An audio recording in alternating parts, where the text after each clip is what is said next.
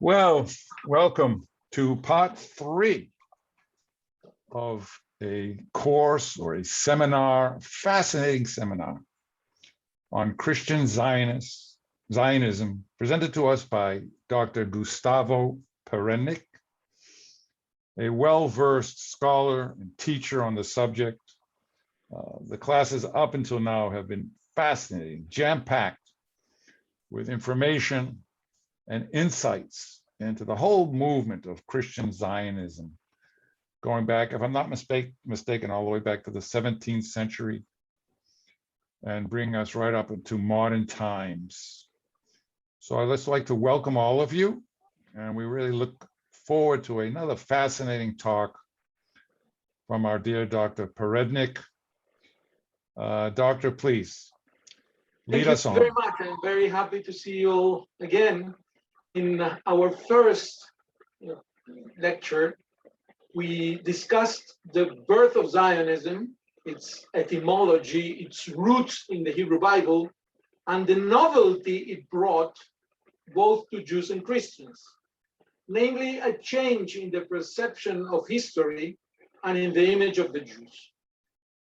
We stressed the importance of the spreading of the Bible, and we related it to the stories of the Marian exiles and of the American pilgrims. In our second meeting, we differentiated between 3 of the motives of Christian Zionism: a path to redemption, a means of conquest, and an atonement for guilt. In both lectures, we referred to prominent Christian Zionists,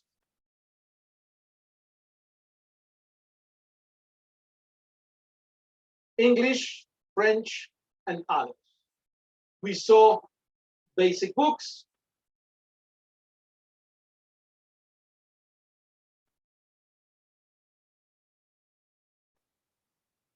by Christian Zionists, and political initiatives. The political initiatives that wanted to fulfill its vision. We drew a parallel between the evolution of the image of the Jew, both within Christendom and in English literature, from the demonic figure in the Middle Ages to Christian Zionism in the novel Daniel de Ronda, for instance. We distinguished 3 main motivations: the theological, the humanitarian, and the political, that could be combined, of course.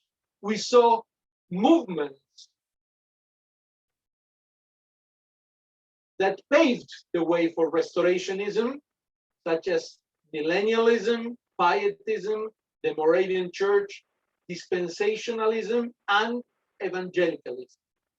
All movements, initiatives, and motivations hit the wall of the Turkish control over Palestine.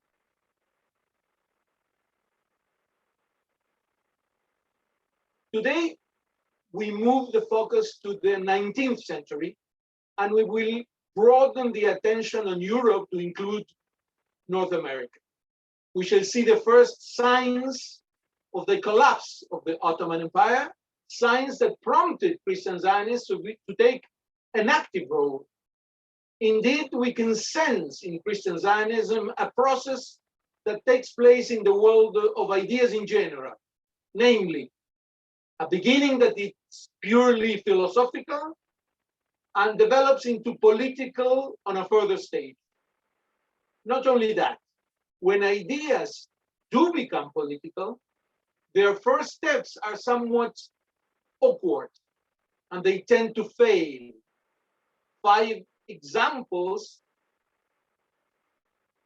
of the failures are the linking of the restoration of the Jews to the land of Israel with their readmission to England, the attempt to raise restorationism in the Ryswick Peace Conference, the rebellion against Louis XIV, the plan of a war against the Vatican, and the war against the Turks. After those attempts, Zionism did arrive to a fertile field. At the moment with this arrival, when this arrival takes place, some ideas eventually succeed, although only a minority of ideas. Also in Christian Zionism, we can see the progress from the purely theological start point to a political phase. Indeed, what started as messianic expectations became more pragmatic, although it kept, to different degrees, the imprint of its original motivation. During the 19th century, several essential changes took place in the character of the movement and in the motivations of Christians who supported restoration. Some sects arose with the belief in the Jewish return at the center of their theology, including the claim that the fulfillment of the biblical prophecies would bring the millennium. In the 19th century altogether, we can say that it was the best century that the Jews experienced since the destruction of the temple, both collectively and individually. The greatest Jewish historian of that century, Heinrich Graetz, asserted the Jewish people has finally found not only justice and freedom, but also recognition. Now it has unlimited freedom to develop its talents. It definitely sounds over-optimistic. But from the point of view of Christian Zionism, it was true, especially in the United States, where Christian Zionism took roots even at the highest level. In 1818, President John Adams wrote, "I really wish the Jews again in Judea, an independent nation." In 1844, George Bush, a professor of Hebrew at New York University, and he was an ancestor of the US presidents, published a book in which he deplored the oppression which has so long ground the Jews to the dust and called for elevating the Jews to a rank of honorable repute among the nations of earth by allowing their restoration in the land of Israel. And this, according to Bush, would benefit not only the Jews, but all of mankind. The events that stirred Zionism as a whole had to do, as could be expected, with challenging the Ottoman Empire grip on Palestine. The two most important of them were two wars: the Turkish-Egyptian First War and the Crimean War, about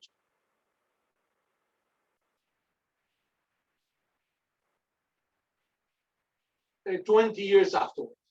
Napoleon had to retreat from the Middle East, and in the wake of his flight, he left chaos. A new leader emerged, Muhammad Ali, considered the founder of modern Egypt. He established a local dynasty that ruled the country for a century and a half. For the purpose of our course, his most important action was that in 1831, he attacked the Ottoman Empire and he succeeded where Napoleon had failed. He managed to occupy the impregnable port of Akko. Here comes into scene a pivotal Christian Zionism. Anthony Ashley, Earl of Shaftesbury, an evangelical Anglican who foresaw the crumbling of the Ottoman Empire and became the first politician to seriously endorse an official policy of Jewish restoration. Shaftesbury convinced the foreign minister, Lord Palmerston, to appoint a consul in Jerusalem. It was the first consulate in the town, followed by the consulates of Russia, Austria-Hungary, Sardinia, and Spain. Palmerston instructed his ambassador in Istanbul to convey to the Turkish authorities that it would be very advantageous for the Sultan to allow Jews scattered in Europe and Africa to be induced to settle in Palestine. This would increase the wealth of Turkey and promote there the progress of civilization. But Palmerston was replaced a few months later, and his successors didn't show interest in Jewish aspirations.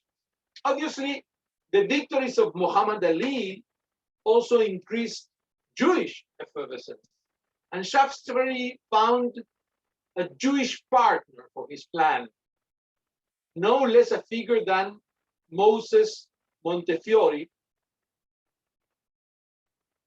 the president of the Board of Deputies of British Jews, and arguably the most famous English Jews of all time. About him, it has been written that he was right, but too early. Montefiore visited Palestine 7 times when such journeys were difficult and dangerous, and set up here a vast philanthropic network. He died at the age of 100 years. In 1839, Montefiore wrote in his diary that he intended to ask Muhammad Ali for a cession of land for 50 years, between 100 and 200 villages. In England, I will form a company to cultivate the land and encourage our brothers to return to Palestine. Notably, Muhammad Ali approved the plan. Alas, in 1840, a Jew, a Christian, and a Muslim were working together for the project of restoration. But the Muslim was soon defeated, since the European powers zigzagged and they opted for a weakened sultan rather than an independent Arab. Therefore, the great Zionist project could not be carried out. In those days, a Canadian theologian was spending some time in England where he heard some speeches by Lord Shaftesbury. Those speeches encouraged him to commit to Christian Zionism for the rest of his life. He would later contact Edward Cazalet, another Englishman who wanted to establish a Jewish state in Palestine as a safe haven for the oppressed Jews of the world. Note that here the humanitarian motivation prevailed. Monk was profoundly affected by the Damascus affair of 1840, a blood libel case in which the main rabbis and leaders were tortured and killed in an assault led by the French consul, Ulysse de Raty-Menton, who happened to be a rabid Judeophile. The Damascus affair caused an international crisis. Monk visited Eretz Israel several times, launched the Palestine Restoration Fund, lobbied at the Canadian Parliament, and wrote several books on the topic, such as Proposed Government for the Jewish People and Stand Up, O Jerusalem. Even Abraham Lincoln became interested in the project. A good number of the pleas Monk made on behalf of world Jewry were on strictly moral and humanitarian grounds. In some cases, he merely pointed out the poverty so many European Jews lived in and the Judeophobic attacks they had to endure on a daily basis. He saw the only solution in the recuperation of the ancient land.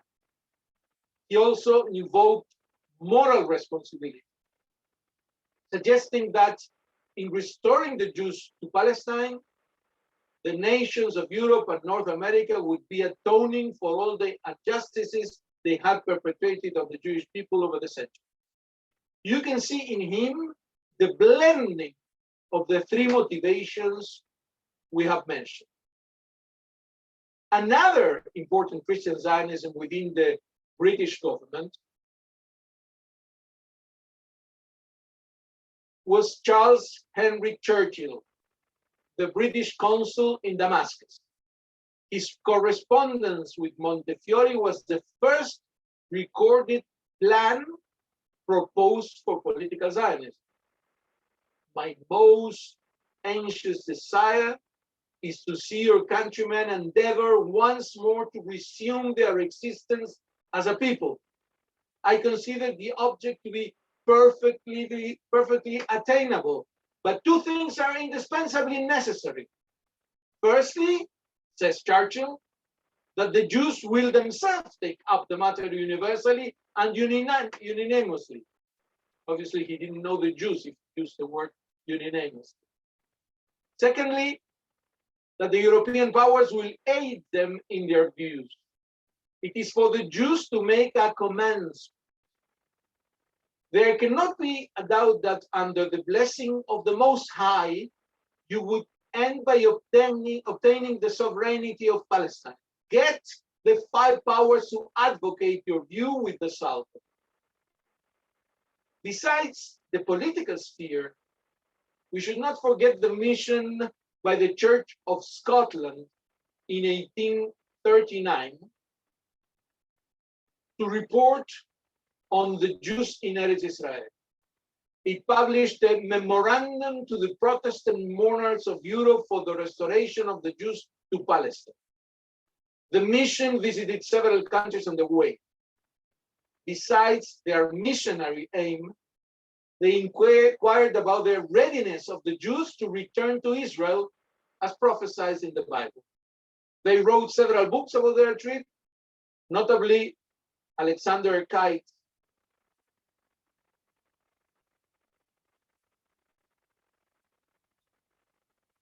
who coined the slogan wrongly attributed to others, a land without a people for a people without a land.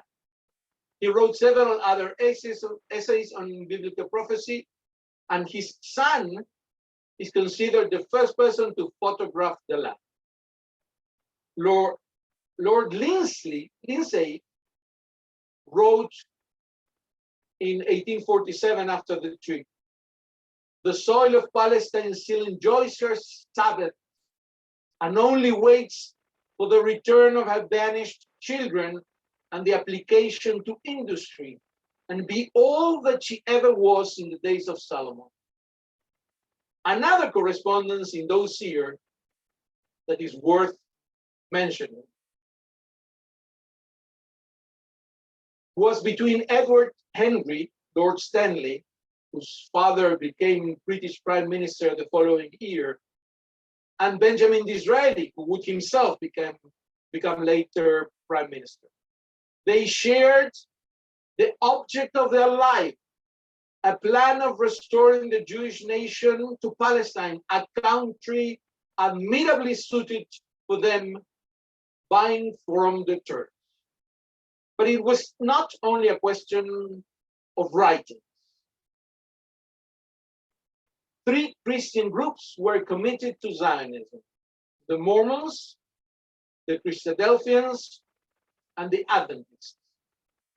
The Mormons, founded by Joseph Smith in 1830, held that the return was a sign of the time, of the second coming. In 1841, the Mormon missionary Orson Hyde was sent to Jerusalem, where he recited a Zionist prayer and dedicated the land to the Jews from the top of Mount of Olives for the gathering of the remnants of Judah. The Christadelphians were established in England by John Thomas. Several decades afterwards, they offered practical assistance to the Chivat Zion movement, the first Zionist immigrants, and later on to the victims of the Holocaust.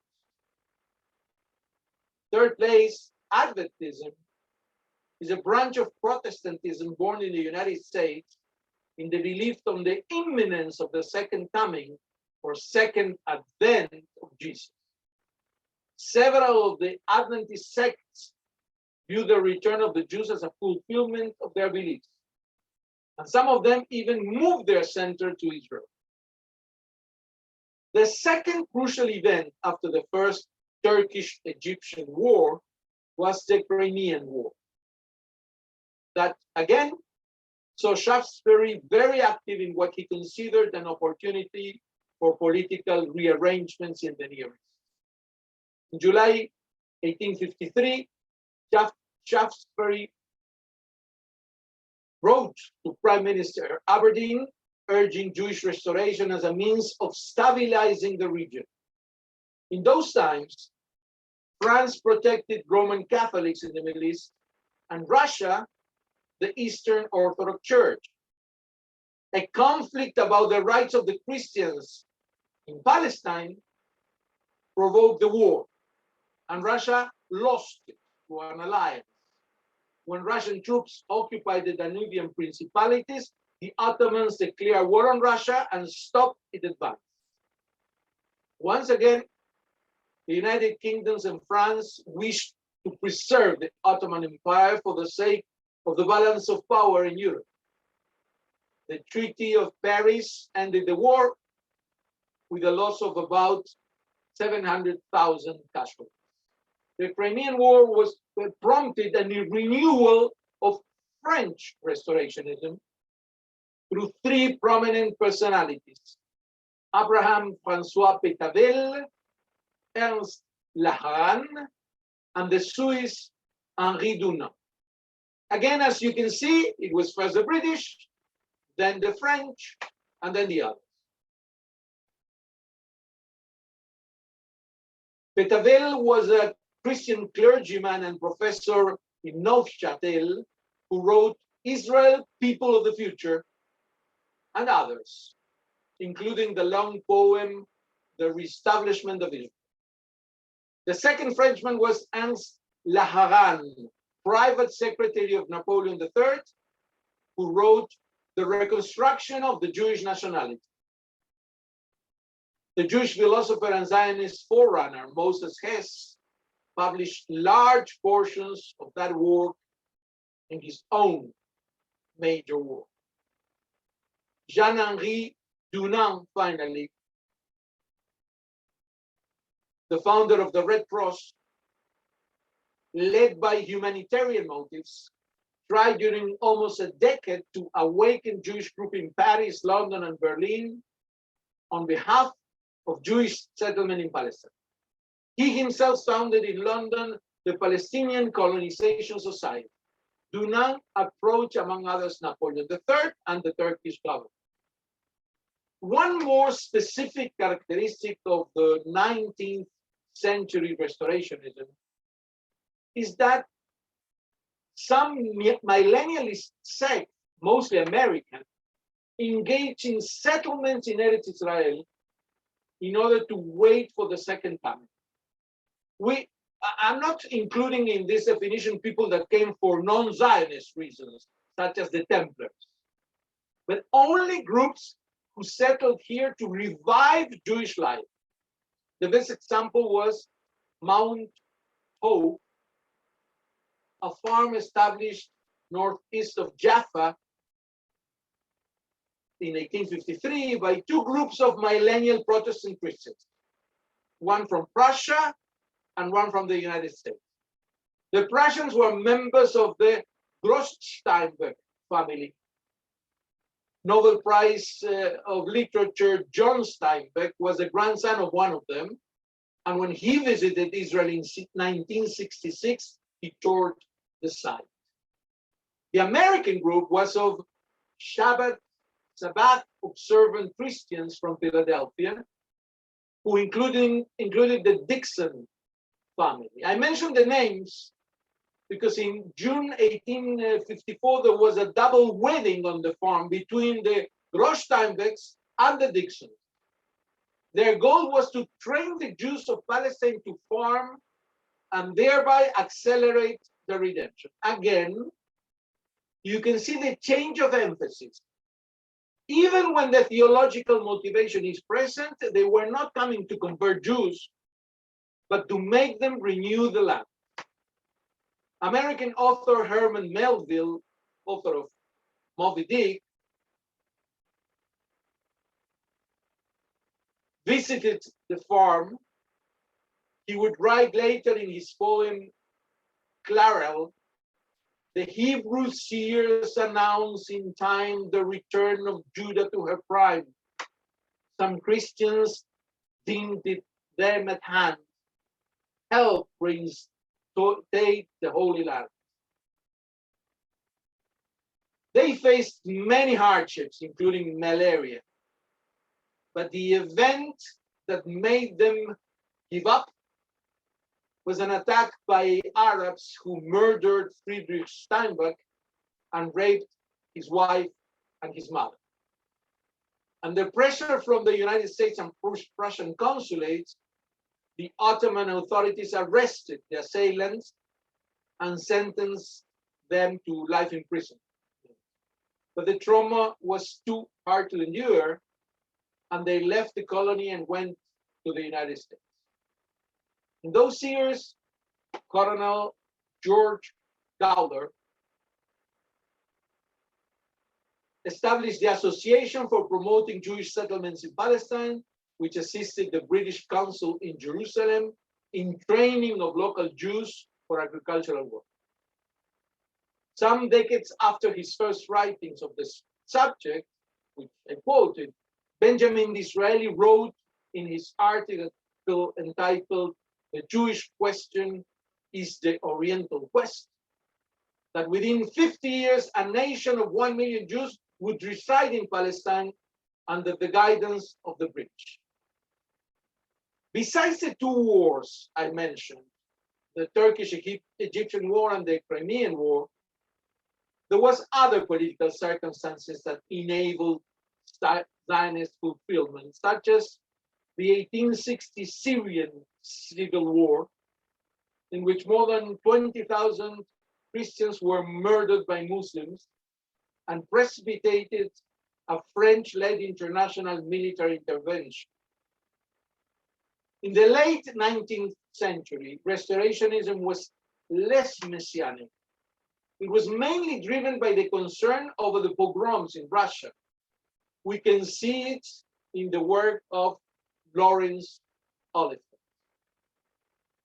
Oliphant was raised in the home of fervent evangelical Zionists, and in 1880 he published his full plan for the Jewish resettlement of Palestine as the Land of Gilad.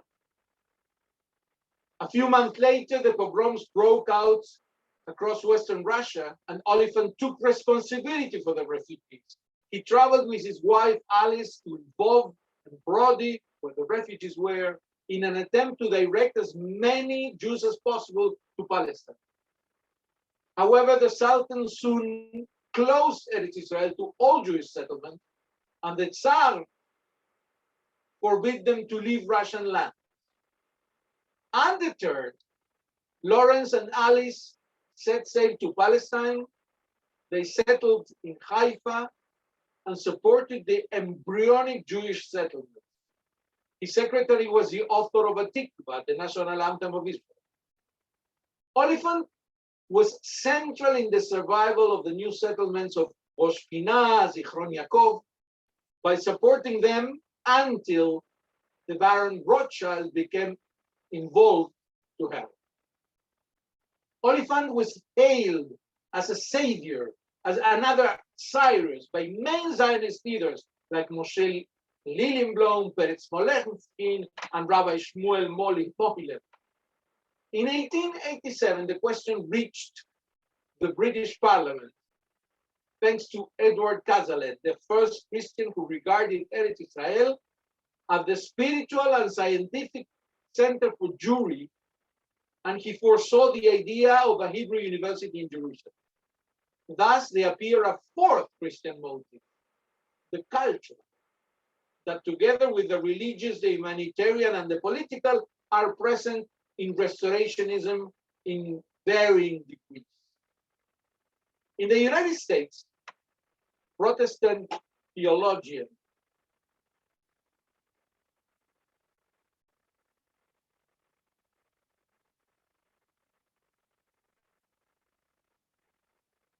William Blackstone submitted in 1891 a petition to the United States President for the return of Palestine to the Jews. It was called the Blackstone Memorial. He was already famous for his book, Jesus is Coming, that became the reference source of American dispensation. Over the next 50 years, it sold multi-millions of copies worldwide and was translated into 48 languages. Blackstone was born in New York. He was an evangelist, disciple of John Derby, about whom we spoke. Although he initially was motivated by theological reasons, you can see it's a pattern, Blackstone increasingly became concerned with the pogroms in Russia and the urgency to create a Jewish homeland in Israel. Since he knew that the gates of the United States and Europe would remain closed for the persecuted. He traveled to Israel in 1888 and returned convinced that the return of the Jewish people to its ancient homeland was the only possible solution. Blackstone organized a conference on the past, present, and future of Israel at the First Methodist Episcopal Church in Chicago. The conference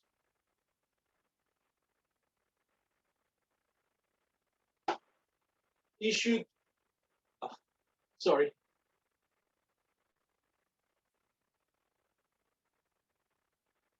a call urging the great powers, including the Ottoman Empire, to give the land of Israel back to the Jews.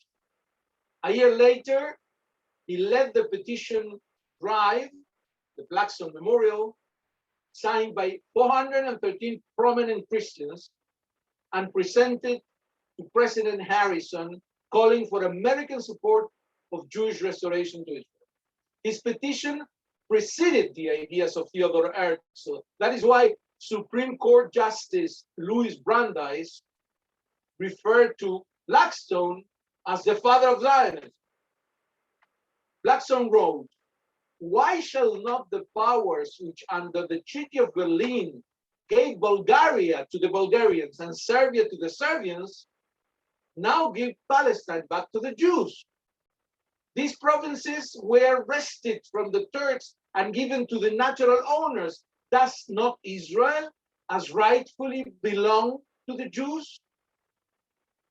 Also in 1891, Blackstone stated that the general law of dereliction did not apply to the Jews concerning Palestine, for they never abandoned the land. They made no treaty. They did not even surrender. They simply succumbed after the most desperate conflict to the overwhelming power of the Romans.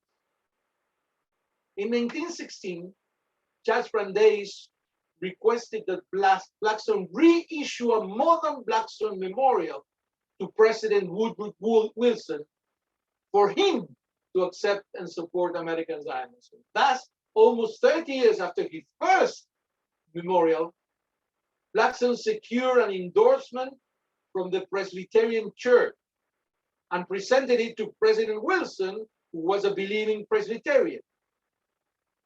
One last central figure to address is William Hechler, an English clergyman who was chaplain of the British Embassy in Vienna and became a close friend of Theodore Herzl. Hechler introduced Herzl to leading statesmen, including the German Kaiser Wilhelm II. He even accompanied Herzl on his visits. His connections were instrumental for Herzl, to whom he provided the legitimacy that was necessary. Hechler eventually received a pension from the World Zionist Organization until his death. Herzl included Hechler as a character in his Zionist utopia Altneuland, under the pseudonym Reverend William Hopkins. Altneuland is the most famous of the novels that made up a hardly researched genre of Jewish literature called Zionist utopianism. It encompasses a dozen or so novels published between approximately 1880 and 1920, which conjecture what a reborn Jewish state in the land of Israel would look like. Several of them were penned by Christians. We mentioned Land of Gilad by Oliver. There is also The Kingdom of Judea in the year 6000 by the German theater critic Max Osterberg-Berakov. One interesting book on Zionism, utopianism, is Nova Solima, the New Jerusalem, by Samuel Gott, an English politician who sat in the House of Commons. Nova Solima tells of a restored Jerusalem by a regenerated Jewish nation. The book exudes love of the people and the land of Israel. The setting is a newly erected Jerusalem about 50 years after the return of the Jewish people. Jacob, an elder of the community, explains all this to his visitors and adds that the miracle was brought about by divine mercy when, by a heavenly impulse, we acknowledged the true Messiah and became his disciples with unwanted zeal. It really doesn't sound too modern. Well, it was not. Here comes a surprise.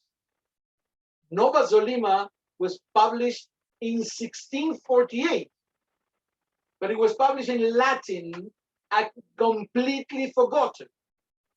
Although the author thus accepts conversion as a prerequisite of restoration, the spirit which he imparts to the restored Commonwealth is that of a universal religion resulting from a synthesis of Judaism and Christianity.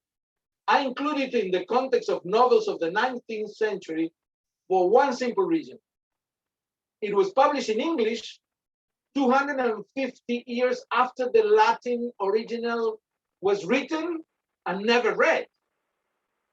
The year of the English publication is 1902, the same year in which Theodor Herzl published his Altneuland. Similarly strange is the case of the Italian philosopher Benedetto Mussolino, don't confuse, Mussolino, who preached Jewish settlement in the land of Israel as a means of bringing European culture into the Middle East. Having visited Palestine 4 times during his lifetime, Mussolino followed the situation of the Jews of the old issue, of the old community, and in 1851 authored Gerusalemme e il popolo ebreo, where he suggests that the British should have set up a Jewish principality under the auspices of the Ottoman Empire. Hebrew would be the official language of the state, and its religion would be traditional Judaism. He even writes that only those who could speak and write Hebrew would be permitted to vote. The book was published in 1951, 1 century after it had been written. Thus, we come to the crucial event in the history of Zionism, the first Zionist Congress in 1897, where 10 Christians attended.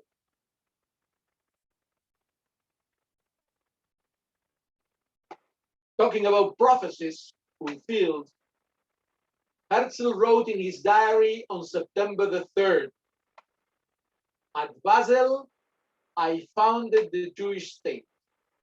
In 50 years, everyone will notice it." Exactly 50 years later, the Jewish state was established. How it was established and the role of Christians in it is the subject of our next meeting on October the 13th, 2 weeks. But now is the important moment of feedback, comments, questions, whatever you want.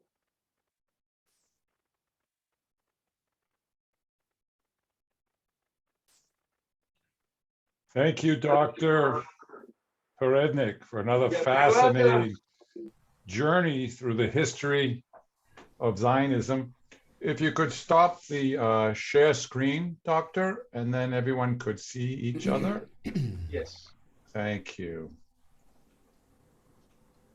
Well, you've given us a lot to think about here. So, yeah, does anyone have a question or a comment that they would like to address to the doctor? Yes, please, go ahead, the Lotans. Hi, I wonder if you can, Doctor, expand a little bit on the link, because I have a little bit of disorder in my head. The link between the issue at hand, 1882, and the beginning of the Moshavot Baron and so on. I'm not The link between what in 1882? the first Aliyah, Yes. And I cannot clearly see how the how progress. Oliphant could have helped before 1880. Okay. That is a question. No, my question is just to shed light how a little bit more how all these events that you described to us triggered specifically the 1882 first Aliyah and Moshavot Baron and the Biluim and so on. So the first Aliyah was the outcome of the pogroms in Russia. Okay. But not only because of physical persecution, there were half of the population of the world was living in, of the Jewish population of the world was living in Russia in those times. There was a total population of 10 million, about 5 million Jews lived there. Wow. And there was a sudden, complete, violent attack against them, blaming the Jews for the murder of Alexander II, the Tsar, who's called the Tsar, the Liberator Tsar, on March the 13th, 1881. After that, the pogroms under Alexander III started, and the Jews emigrated, and mostly not to Israel, just a few hundreds went to Israel. But it was not only the physical attack, but the collapse of the project of emancipation in Russia. Because under Alexander II, the Jews had lived a period of relative freedom. I mean, as much as you could have freedom in Russia in those days. And many of them, intellectuals, newspapers, authors, really thought that emancipation was possible in Russia as well. With the pogroms, this collapsed. Okay. So they started leaving. It was a massive immigration, one of the biggest migrations in the history of mankind. Wow. Most of them were to the United States, as you well know. Now, Lawrence Oliphant, and I thought that this was your question. I cannot see your name from here, Lotan, but before you had your name, Gidon? Uzi. Sorry? Uzi is his name. Is that what you want? Uzi. Yes, Yes. Uzi. My name Uzi and Charlotte. Uzi.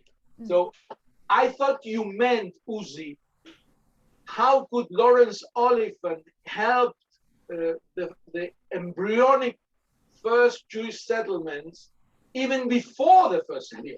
Yeah. Because he started before. And the answer is many of these settlements started with Jews that left the old Yishuv and built tiny settlements either in the Galilee or close to Jerusalem. And they were reinforced by the first Aliyah. So the first Aliyah had already where to go. And Oliphant kept them alive till the Baron Rothschild came to help them after the pogroms started. Okay. So that is how the story went. Thank you very much. I can see the welcome. link now. Thank you.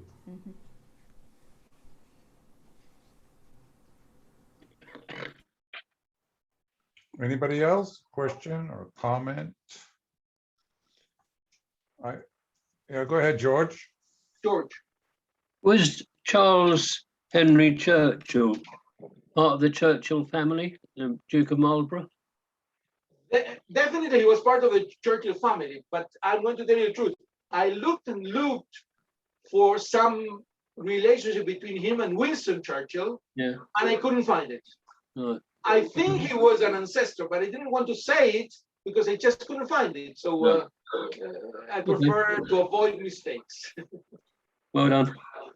You know that the Churchill family is a very illustrious family, and they had many noble people who were ancestors of Winston, but I couldn't find Charles among them. Before, several years ago, I thought he was his uncle, but I was mistaken. Oh, well. Where are you Thank from, George? Sorry. Where are you from? Where are you now? Northampton in England. Oh, I see. Yeah, the middle of England.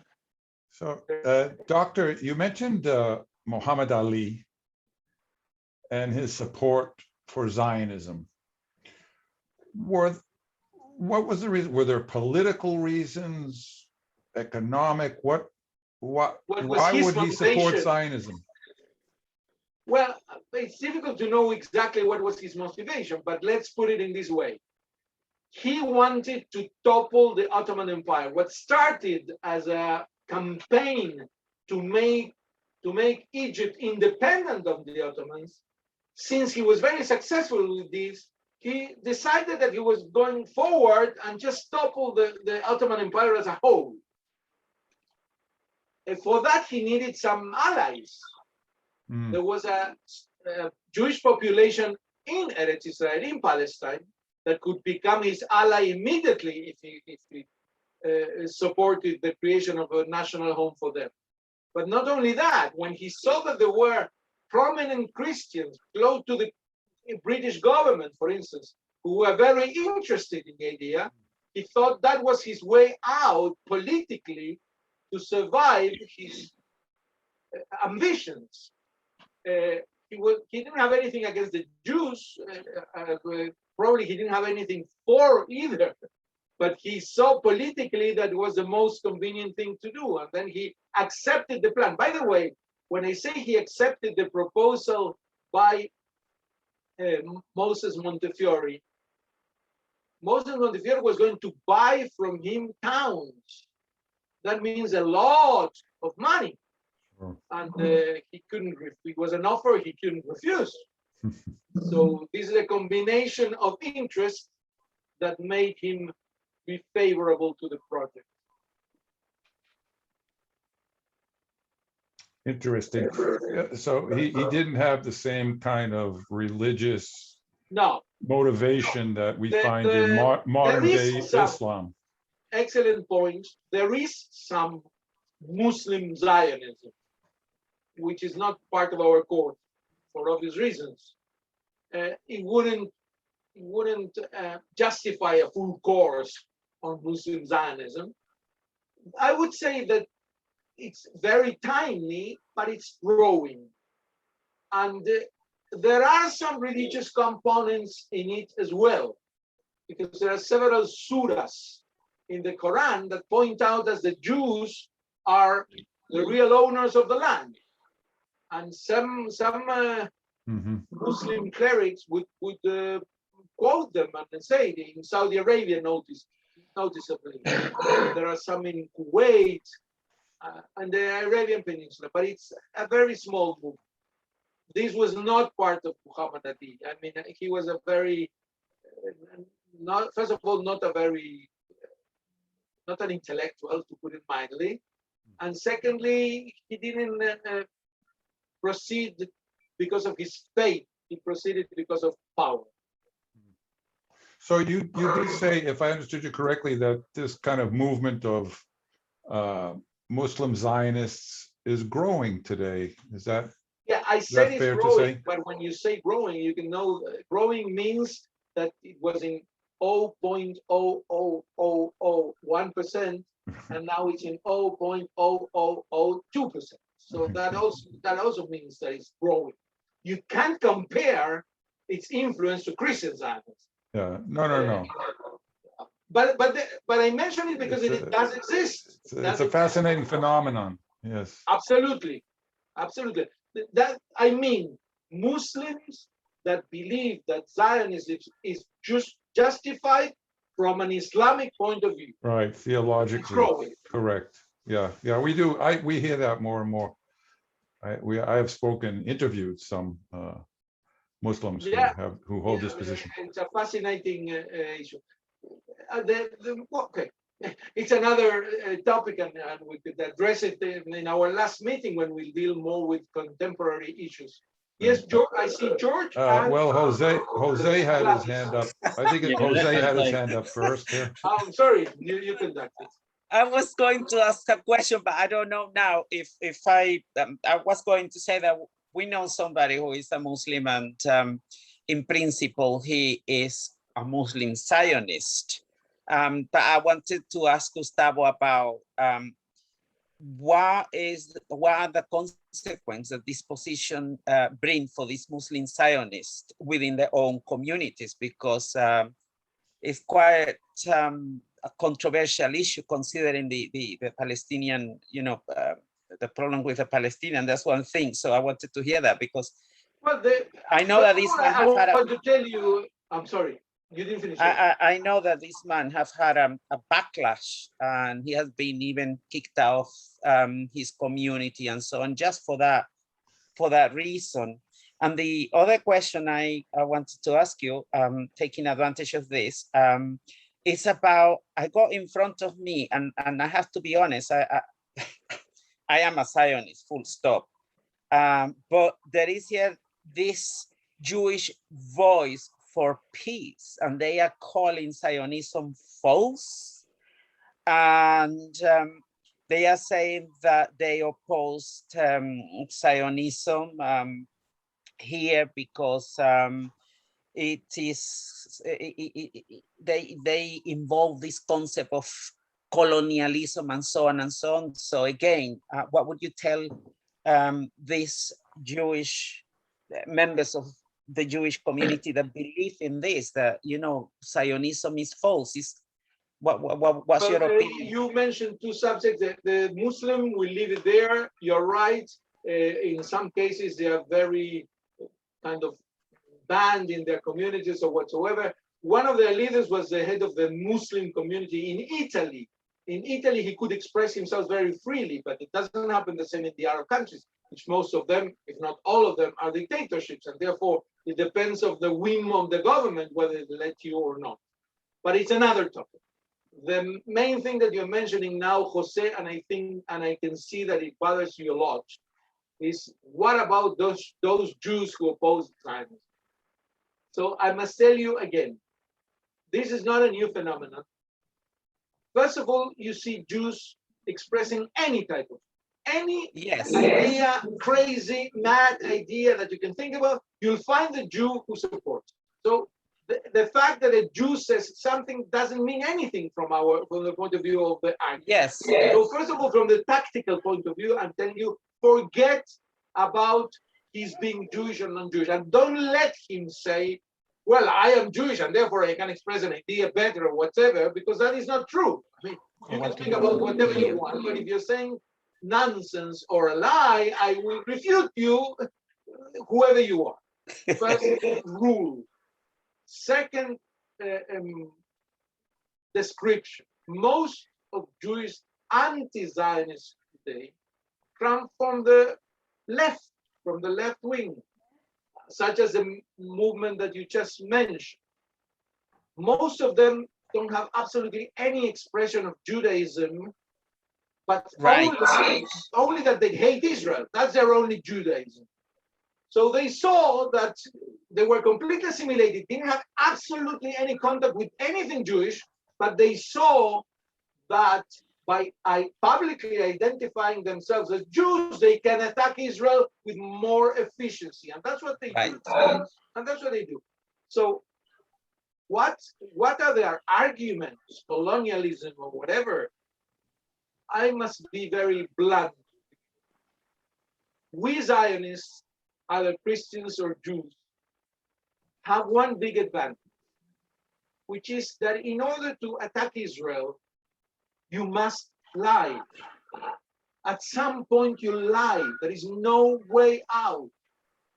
Therefore, what you have to do is to refute their lies. If you want to talk about it, I'm ready to talk about it privately or to exchange material or whatever. It depends what they are saying, when they are saying. There was no movement more anti-colonialism than Zionism. Just the opposite. To claim that Zionism is colonialism, it's just distorting reality. It's like claiming that Israel is oppressing or whatever. They don't see the oppression around, and they just single out always Israel and Zionism for their attacks. Don't take them too seriously, because you'll be you'll have a lot of pain. And it's better to, after many years of experience, I know how to just be cold towards them. Just answer their arguments, refute their arguments. And believe me, at some point they'll lie, usually from the beginning, from the outset. So the tactical question is, which of their lies do I take in order to refute them? Because there are more lies than words in what they say. So it's very difficult to answer, to respond. But the fact that a Jew comes and says that Israel is colonialism, a Jew can come and say that the earth is flat. You have to answer it, you have to read it, whatever. They can say whatever they want. I know that there are many Judeophobes around the world. Yes. And that includes some Jews. Great. Thank you, Gustavo. De nada.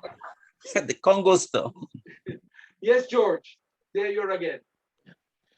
Is it fine? I'm sorry, David. There was someone else, a lady. No. I just want to follow up on what Jose brought up and what you said. Okay. But George also wanted to say something. Okay. Yeah.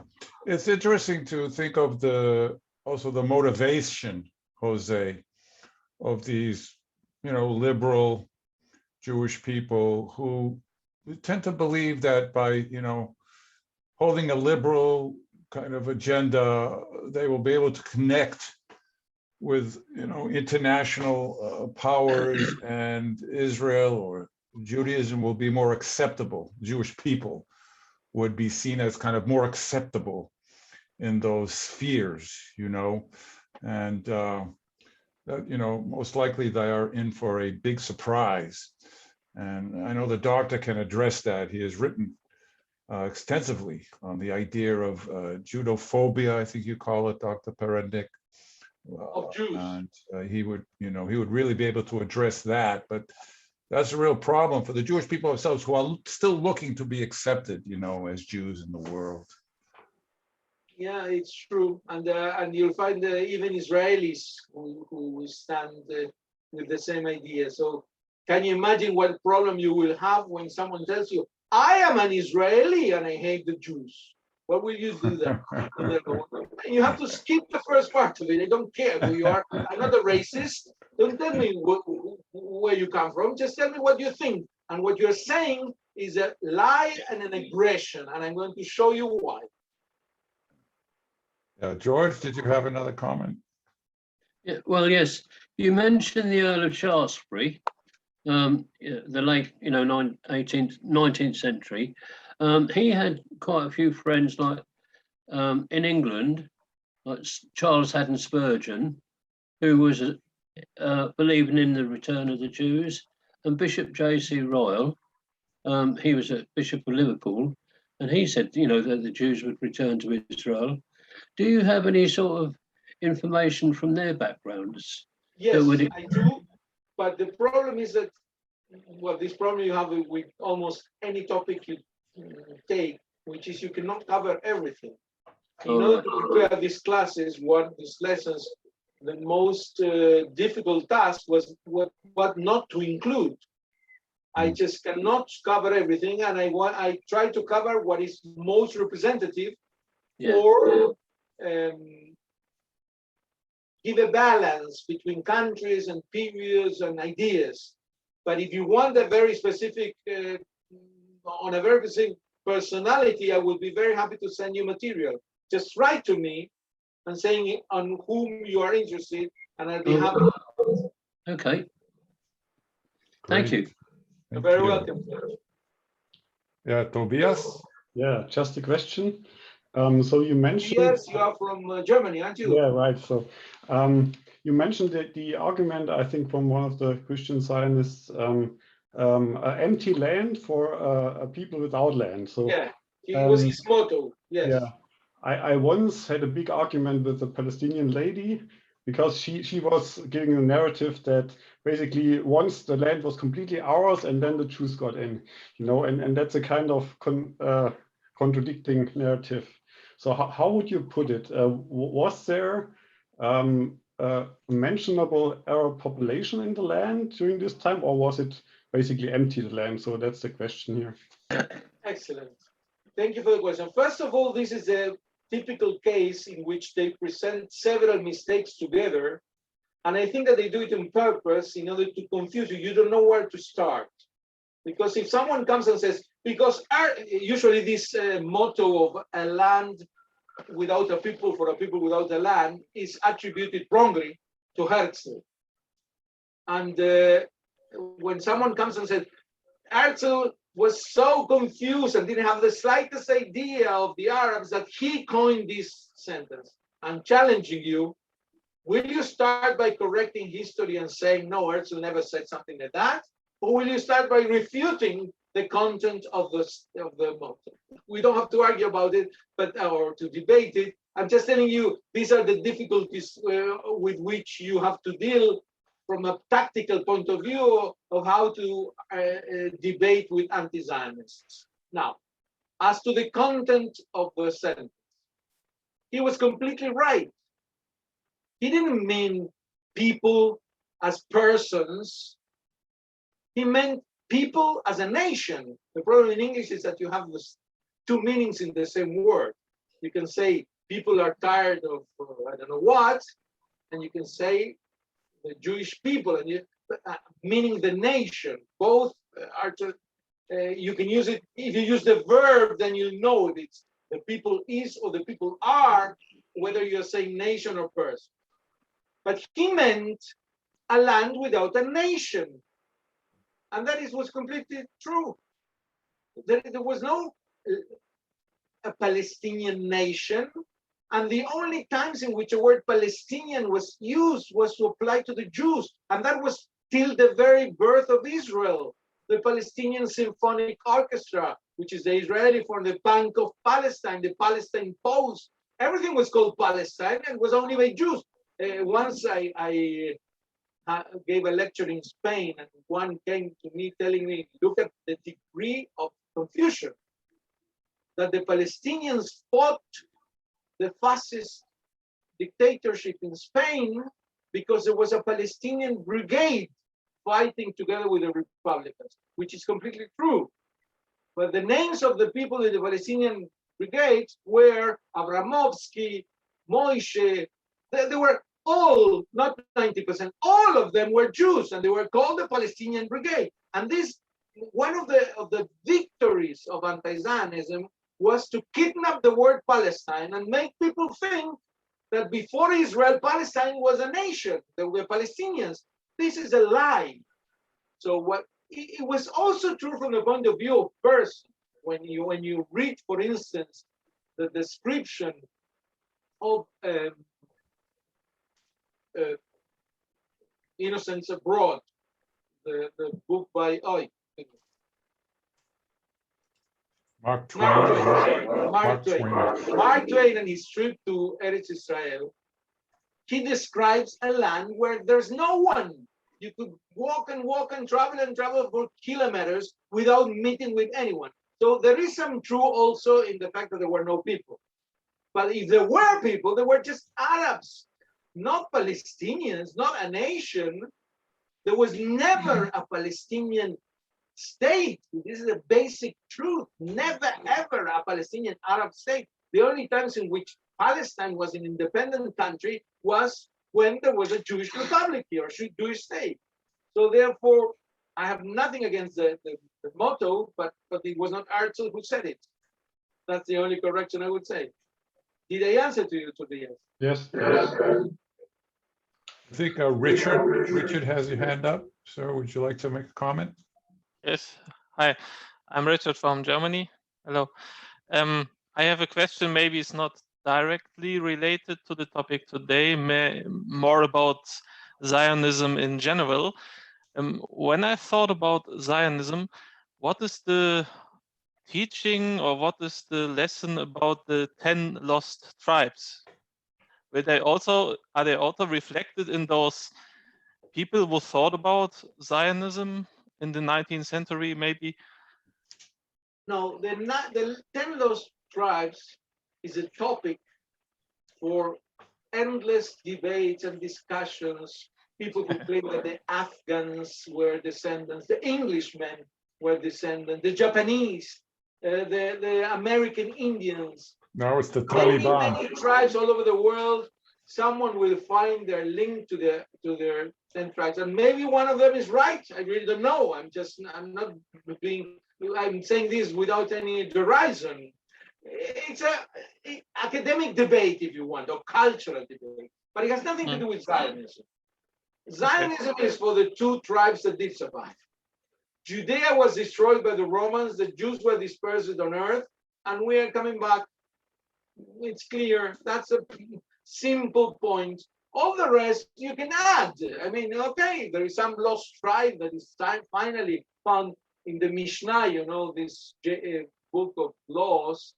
It says clearly that the 10 tribes will never come back. I mean, they really were completely assimilated in Assyria, and they won't ever be recovered.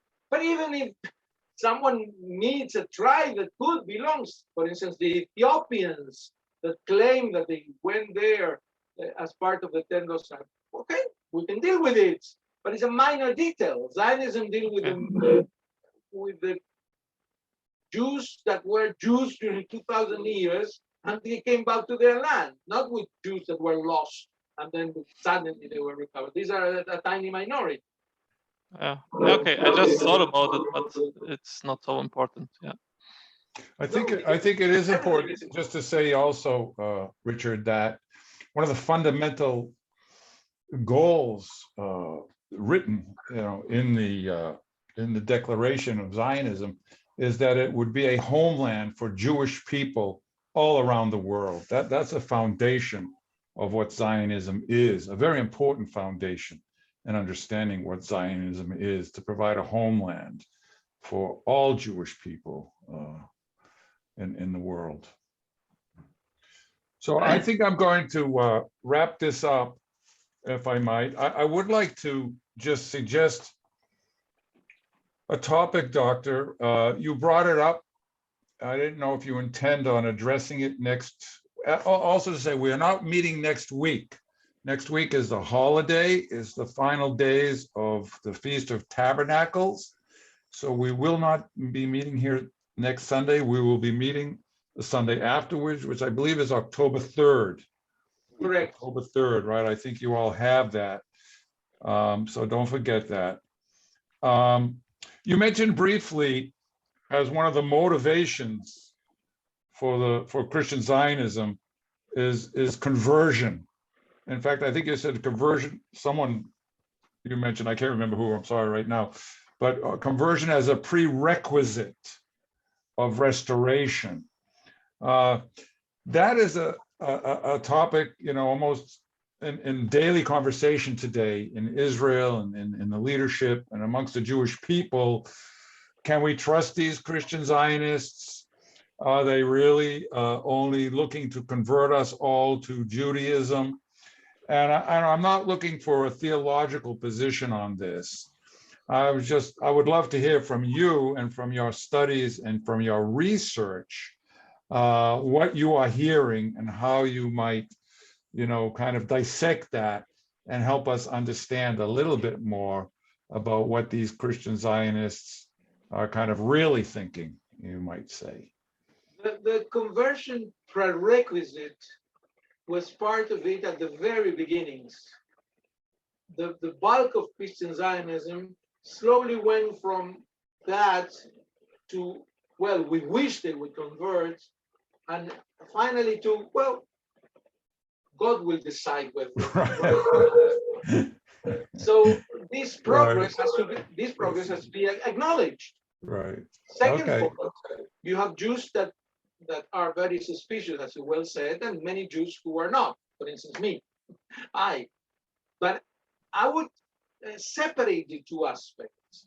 And that's the clearest way to present it. One thing is missionary amongst Jews. And I would say that the vast majority of the Jews reject it without any hesitation.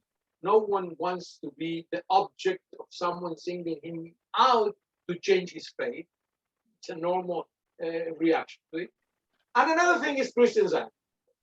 Christian Zionism is the aim for the justice, to seek justice in the return of the Jews to the land of Israel, and the wish to support the state. Sometimes they come together, but when they come together, usually it's not explicit. I mean, you cannot search the soul of a Christian in order to know whether he thinks that when the Jews will come to Israel, finally and eventually they will convert. As long as that is not his main discourse, I wouldn't even deal with it. People who want to be my friend and want to support me, I welcome them with my whole heart. Let us suppose that he wants to be my friend because he saw a book in my library that eventually he wants to ask for it. Okay, what that doesn't disqualify him. It's just to accept things as they are. I think that Christian Zionists did a fantastic job in helping the Jews. Oh, absolutely, there's no question. And they're still doing it. About this, we are going to talk, how they're doing it now, we're going to talk Talk about it next week. In 2 weeks. Yeah. Okay, Cheers. I want to thank you all very much for joining us and thank the doctor. Thank you very much. Well done. Yeah. Thank you so much. Adios. Shalom, shalom. Shalom. Thank you. Bye bye. Thank you. Goodbye. Auf Wiedersehen. Wiedersehen. Thank you so much. Leave. It was great.